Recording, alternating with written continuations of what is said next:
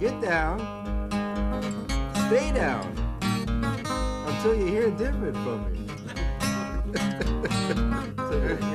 First of all, the bow tie is not a clip-on. Never been a clip-on. You tie it just like a shoelace. If a knucklehead like me can tie a bow tie, there's hope for everyone. This is what Timothy White did. For 30 years, he edited and wrote for such magazines as Crawdaddy, Musician, Spin, and the New York Times. As senior editor, Tim's byline appeared on more Rolling Stone cover stories than anyone else in the history of the magazine. He completed a half-dozen highly regarded books, including social histories of Bob Marley's Jamaica, Brian Wilson's Southern California, and James Taylor's Eastern Seaboard, that set the standard for music journalism. You know, life is like a radio. You get the news about every half hour. That's why you want a woman that's going to teach a couple things. Tim won the prestigious Deems Taylor Award twice for his excellence in music journalism. I think at Rolling Stone and at Crawdaddy, too, we were trying to subvert journalism and have it be something that feels very moving and intimate. At the end of it, you'd read an article and you'd be choked up. Articles weren't written to make you feel like, I'm here with somebody cool and you're not. He hosted Timothy White's Rock Stars on syndicated radio and was an on-air consultant for MTV and VH1. He spent the last decade of his life as editor-in-chief of Billboard magazine, elevating it to an extremely high level of ethical, groundbreaking journalism. We need underground journalism and rock journalism, and we need the lively arts to, to keep us honest. You know, the arts have always kept us honest. Yes, ashes to ashes and dust to dust. If the law drives a taxi, the devil drives a bus. Tim discovered new recording artists, championed deserving ones, and celebrated the unappreciated. That is what Tim did. I wrote the bluesiest blues song I could ever think of one time. This is who Timothy White was. I don't come from any sort of privileged experience, my dad went to high school, came from this big, sort of lower middle class Irish Catholic family, there's no special schooling. My generation was the first one to go to college during the day. Tim was born in Paterson, New Jersey, and grew up in Montclair and was proud of it. He was a noble and goofy guy, a snappy dresser, and a great mind. Tim could care less about gossip and trends. He told the truth. Sometimes the arts are like the last bastion of civilization when everything else falls away. Tim was a believer. He believed in good, in love, in talent. After he married the love of his life, Judy, and became father to twins Christopher and Alexander, a role he treasured above all others, Tim's passion to do the right thing, his responsibility to be a good person, to stand up for what he believed, became everything. I don't want to just cover the news every day. I want to shape the future of this industry and our culture. And that's how Tim took Billboard magazine where it had never gone before, into the real world. He didn't just bite the hand that fed him, he ripped it off and shook it in their faces. Now you've got entertainment that's so angry and nihilistic, and again, these aren't even judgments. A lot of it might be wonderful from an artistic standpoint, but it's so threatening and unhappy. And it sort of, dissembles culture. Gangster rap, exploited artists, amoral moguls, all exposed with Tim's cool eye, clear prose, and clean heart. Tim followed his conscience to Washington to lead the fight for artists' rights. He testified. He stood up alone against huge and scary forces. A hero is a person who does a good thing without any hope of acclaim and with a sure certainty of grief. To be a hero is to look inside yourself and find that heroism. Tim was heroic. Sometimes Tim felt the loneliness of his fight. Then he'd go to the Songwriters Hall of Fame dinner, and people, hard industry guys, would come up and tearfully thank him for a column or praise his courage. Shy strangers would come up awestruck and ask if he was Timothy White from Billboard, the man in the bow tie. He might have felt like a solitary voice, but he never backed down. He never sold out, never stopped being completely Tim. Tim's home gave him that courage. His love for Judy was the kind they write songs about, soulful, complete, forever. You know, I've been blessed so much in my life with my wonderful wife, Judy, who was absolutely the single best thing about me. She was his one safe place, his peace. His twins, Alexander and Christopher, they were his heart. And writing was his calling. Tim was at the height of his powers when he left us, full of wisdom, poetry, and fire. In his year-end Music to My Ears column, Tim wrote about being a boy and watching his father, who had died later that year at age 48, slow dance with his mother around the family kitchen. He said, in that moment, knowledge of mortality and the fierce, impossible beauty of love swept into my young heart, lending everything in life a weight and a finite intensity never previously imagined. Death suddenly divined everything, the copper sunset, the crickets in the backyard, and loss, even for the lucky, was the threshold between awareness and real understanding. Every original contribution to society means much more than it used to. People are going to have to find a way to get to a situation where they can stand naked in who they are and say, this is who I really am, you know, and this is how I really feel, or we're just not going to share in the best of each other anymore. And that'll be really bad. And somewhere, somehow, we would have walked away from our responsibilities to each other, you know. We'll be irresponsible in the most awful way, and therefore we'll be inhuman. So that's who Timothy was. That and more. He was our friend. Tim loved music. He lived for it. And tonight, it will live for him. Why publish Billboard? Why chronicle these people who make this music? I know the reason why we should do it. Because in the loving and life-affirming accomplishments of anyone, there is hope for everyone. This is the real blues. So please, get up, stand up, and as Tim said less than an hour before he was to leave this earth, rock on.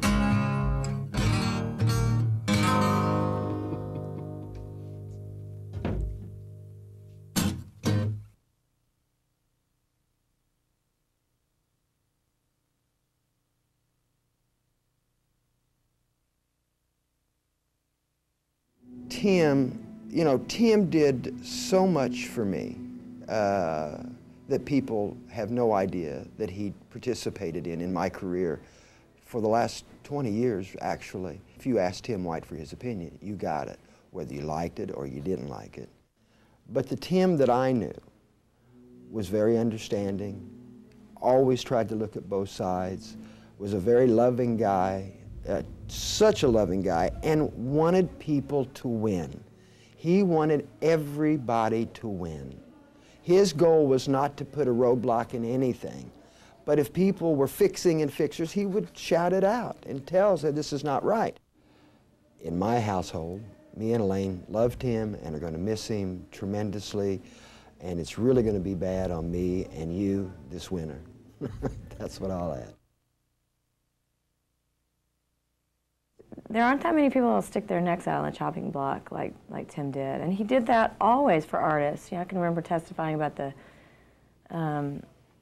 copyrights, and you know, there he was. He was always there for the artist, always fighting the good fight.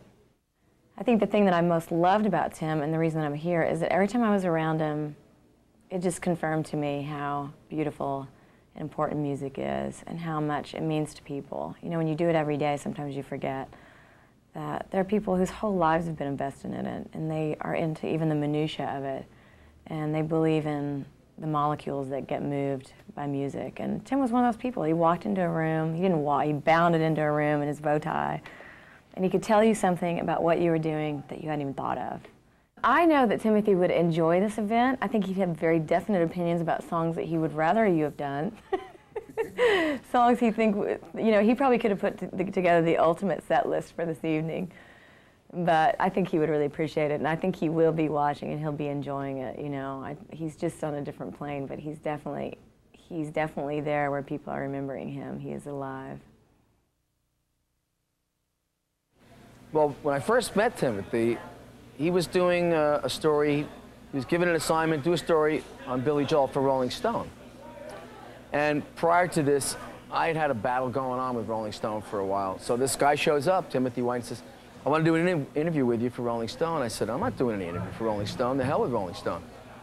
A few minutes later, he comes back. He goes, look, I got to be honest with you. If I don't get this story, I'm going to get fired. Timothy was, in my view, not just one of the good guys, but the good guy. Writers tend to run in packs. Critics tend to all kind of lump themselves together. And Timothy stood apart from the crowd. He was his own man, he spoke his own mind, and he wrote his own conscience. And he's very much missed. You know, the fact that he's not around anymore is difficult for me to grasp. He was always there. In a business where, you know, people aren't necessarily the most intellectual people, Timothy stood out. Not in a snobbish way, but in a very, very interesting, charming, and sparkling way. And I kind of wish we had done something like this for him while he was still with us. But here we are doing it now.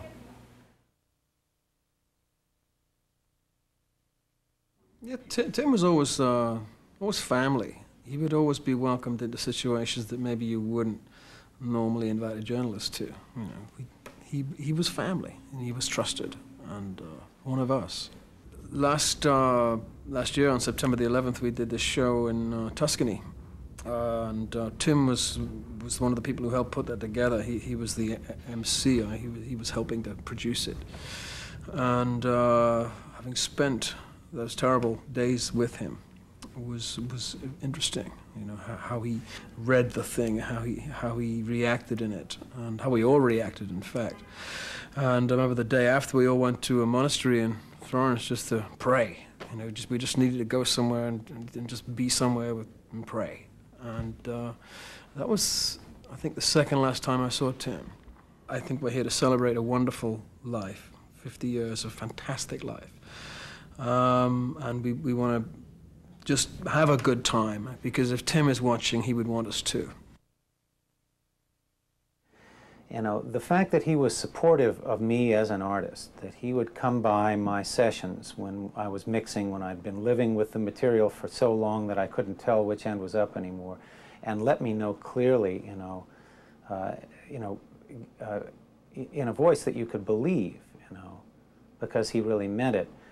You know, how much he approved of it, how much he was behind what you were doing. It was a hugely enabling and encouraging thing to have him on your side as a champion. The thing is to remember who he was and to do your best to continue that. You know, he was a highly principled and man.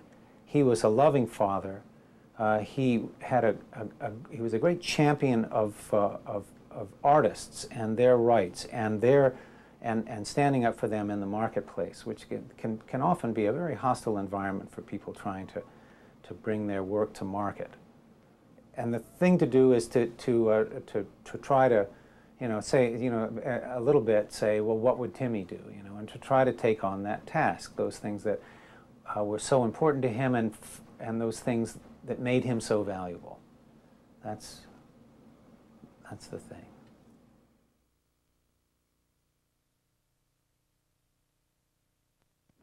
He exhibited an integrity and a willingness to nail his colours to the mast, which is kind of rare in this industry, in my experience. And certainly when I was going through my moments of crisis in the past, he was prepared to write about some of the stuff which was of concern to me when I left Pink Floyd specifically. And he was the only journalist who was even faintly interested in that story at the time.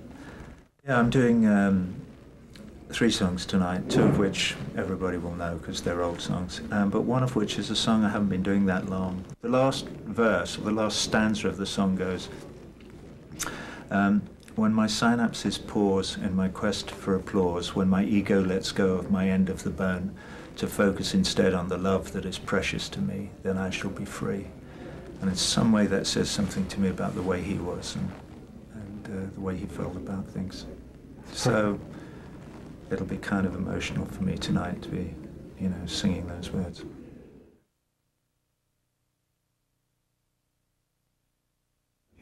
He's the only writer that I ever trusted, really. I knew that if I poured out my soul to him and I got emotionally worked up or emotionally involved while I was doing it, I could call him back and say, you know what, I got a little carried away. You know, so he was a man who looked for value in things and who looked for worth and integrity, and he had a tremendous amount of integrity himself. You know, he could not be bought, he could not be coerced into doing something that he thought was wrong, even at great consequence. Well, I think he's probably put on his bow tie and his white bucks, and he was probably going to party with us, you know, probably going to do some dancing, kick some other people in the head, you know. He was a very high stepper, as you know. He almost kicked, he almost kicked my bride in the head at our wedding because he was, that's how enthusiastic he was, that's how immersed he became in the music. It carried him away. And he did this spastic white boy dancing that was both hilarious and so endearing at the same time to watch. You know, you loved watching the spirit of it, and the fact that he was willing to be that uncool. You know, I admired that so much. But I think he'll be having a good time tonight, wherever he is. And it's a good place, I know.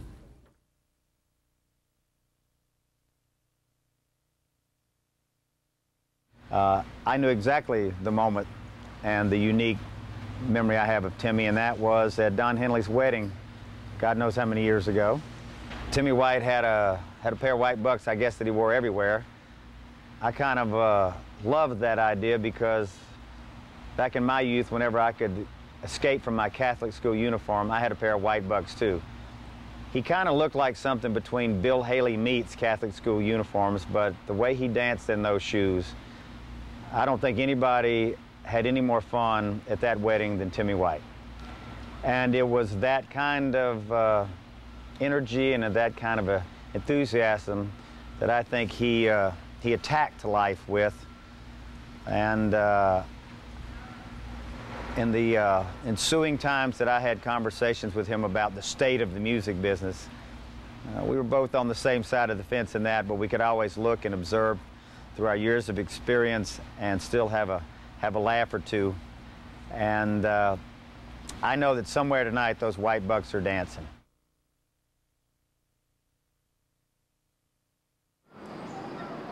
Hello. I'm just another guy that knew Tim White. Another guy that liked Tim White. Most of you didn't know him. So I'm going to just try to tell you a little bit more about him so you get an idea why you're having such a good time tonight. He was a guy that liked a good time. He didn't really have a lot of vices. He didn't smoke, but he could drink an enormous amount of beer. A lot of beer, and for no apparent reason. His other vices were he always wore a bow tie, a dress shirt, jeans, and white bucks. And he had big hair. He had pretty decent hair. He had good hair. You know, he never had a bad hair day. His hair was always exciting. He had no real athletic gifts. It's probably is a memorable thing about him. If you threw him a banana, you'd probably poke his eye out because he could not catch it. I mean, he had no hands. He couldn't play basketball. He couldn't play baseball. He couldn't play football. He couldn't play golf. Some people didn't think he was an American, but he was actually a trained gymnast. He could do a backflip, a front flip, a Vivica Lindfors, a side straddle, you know, the pommel horse, all that stuff. Stuff that I can't do, and obviously he could tie a bow tie. But the thing that I think I should share with you is not an athlete perhaps in the traditional sense, but a man's man. I told you about the beer, I told you about the gymnast stuff, but this was a guy who validated for me my feelings about Marie Osmond. He did an interview with Marie Osmond out in Utah when Marie was about 18 years old, and he made brownies with her in her kitchen. And I always had a funny feeling about Marie Osmond, you know, because I'm a Catholic, but Marie was a Mormon, and I always thought it could never happen. But you know, I hitchhiked through Salt Lake once, and those Mormon girls, they wave at you. And they seriously wave at you, even though their dad isn't going to pick you up. They're waving. And they're hoping that something happens, like they get a flat or they break down, and maybe you'll be able to help out. I had that feeling about Marie, that she was maybe waiting for some sort of breakdown for the Osmond train, the Osmond plane to be stalled on the runway, and maybe somebody like me, you know, somebody from another religion might show up and spirit her away from all that. You know, get her off the road. You know, always on the road. The road kills. Ask anybody. But he confirmed that Marie Osmond, when she was 18, still a virgin probably, I'm sure she was. I mean, why do I say probably? Still a virgin, never been kissed professionally, was one of the hottest girls he'd ever made contact with. Just a volcano out there in the middle of Utah. This is the place, so to speak. And Tim did well in the wife department. He did great. He did really well. But I often wonder if Marie doesn't sometimes think about the guy in the white bucks that got away.